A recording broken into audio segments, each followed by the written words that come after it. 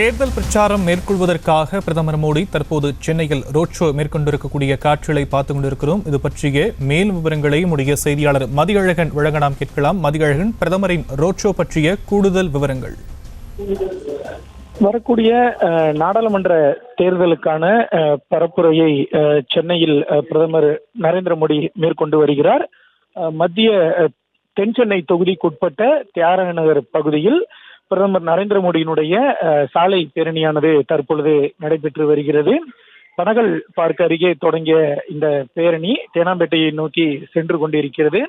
சாலையினுடைய இரண்டு புறங்களிலும் ஆயிரக்கணக்கான பாஜக தொண்டர்களும் பொதுமக்களும் கூடி பிரதமர் நரேந்திர மோடிக்கு உற்சாகமாக வரவேற்பு அளித்து வருகிறார்கள். இரு புறங்களில் இருந்தும் மலர்களை தூவி பிரதமர் நரேந்திர மோடிக்கு உற்சாகமான வரவேற்பானது அளிக்கப்பட்டு வருகிறது.